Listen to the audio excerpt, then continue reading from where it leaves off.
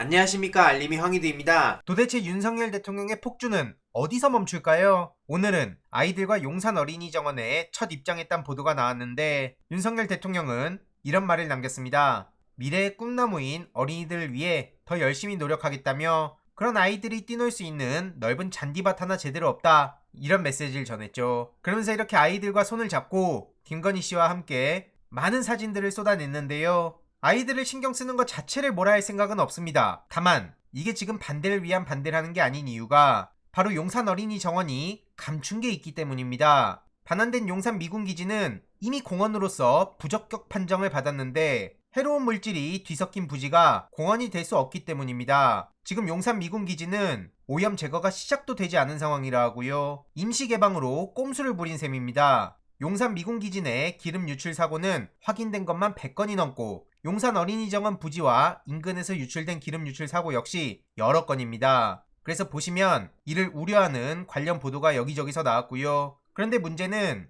용산 미군기지를 오염시킨 원인자, 즉 미군이 오염을 제거와 정화하지도 않고 우리 정부에서도 제대로 책임도 묻지 않은 채 기지를 돌려받고 있다는 점이 가장 심각한 겁니다. 그래서 오염 정화가 먼저다 라는 목소리를 꾸준히 많은 시민들이 내왔고요. 결국 이런 정부의 막 나가는 행보를 국회라도 막아야 된다. 토양환경보전법 개정안, 그리고 주한미군 공여구역, 주변지역 등 지원특별법 등이 발의되어 있습니다. 가장 중요한 건 어린아이들인데요. 이곳이 유류오염 현장이라는 사실을 알지 못한 채 그냥 공원이라고 생각하는 경우도 굉장히 많습니다. 하지만 이게 위험한 곳이라는 문구 한 줄 넣지 않고 이렇게 엄플이나 때리며 쇼를 하고 있으니 이건 상상을 초월할 정도의 만행을 저지르는 거란 겁니다. 그러면서 심지어 대통령실에선 대통령 약속이 지켜졌다, 취임 때 마음 되새기고 있다, 이런 식으로 언플하고 있으니 정말 기가 막힐 따름이고요. 해당 소식을 접한 시민들도 제정신이 아니다, 자기 자식 없다고 남의 자식들을 우습게 하는 거다, 국민들에게 노골적으로 해를 끼치는 정부다, 정말 기가 막히다, 이런 반응들이 나올 수밖에 없는 겁니다. 더 열받는 건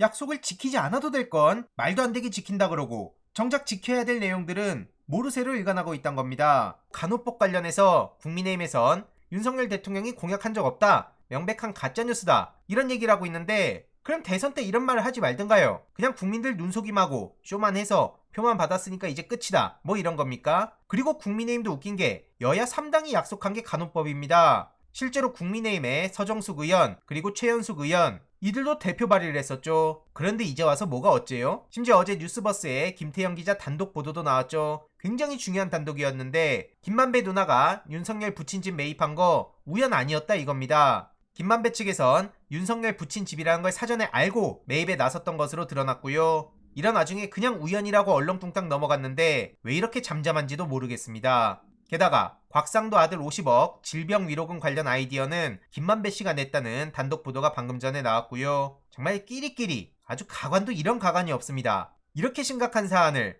전부 다 이재명 대표한테 뒤집어 씌운 게 바로 저 인간들이고요. 당연히 이에 대해서도 많은 비판의 목소리가 이어지고 있죠. 검찰총장 당시 윤석열 특수활동비 147억도 빠른 설명을 요구하는 목소리가 나오고 있는데 6월 23일까지 어떻게 되는지 계속 두 눈 부릅뜨고 지켜봐야 됩니다. 그리고 이성윤 전 지검장이 최근에 강하게 비판하는 목소리를 냈는데요. 윤석열 법무검찰의 선택적이고 자의적인 헌법 정신을 꼬집은 겁니다. 쉽게 말해 고발사주 사건과 관련해서 손준성 1심 재판은 현재 진행 중인데 대검은 지난달에 손준성 감찰 결과 비위 혐의가 없다고 결론을 내렸다는 보도가 나왔다는 겁니다. 이런 사례는 생전 본 적이 없다는 거고요. 반면 김학의 출금 사건 관련해서 이성윤 전 지검장은 무죄를 선고받았습니다. 그럼에도 불구하고 징계 절차를 진행하겠다는 건데 얼마나 어처구니가 없습니까? 이게 윤석열 대통령과 한동훈 장관 같은 인간들이 말한 헌법 정신입니까? 그래서 어제 징계위원회에 출석하지 않겠다고 당당하게 목소리를 높인 거죠. 그래서 이 또한 계속 지켜볼 대목이고요. 또 방금 전에 이런 단독 보도도 나왔습니다. 국민의힘 청년 부대변인이 간판을 사기 범죄에 악용했단 거고요. 수억 원을 가로챈 혐의로 구속이 됐다고 합니다. 그래서 이게 지역 정가의 파장일 것으로 보이는데 현재까지 경찰에 확인된 피해자만 4명이고 이들 중엔 현직 교수, 한의사 등 전문직들도 포함되어 있다고 하죠. 앞으로 피해자들이 더 드러날 것으로 보이고요. 이 또한 계속 지켜봐야 됩니다. 특히 다른 언론에서 이를 어떻게 보도하는지도 끝까지 지켜봐야 되고요. 이명박 씨가 다시 몸을 풀고 나선다고 합니다. 15일에 청계천에 방문한다는데 측근 20여 명과 함께 동행한다고 하죠.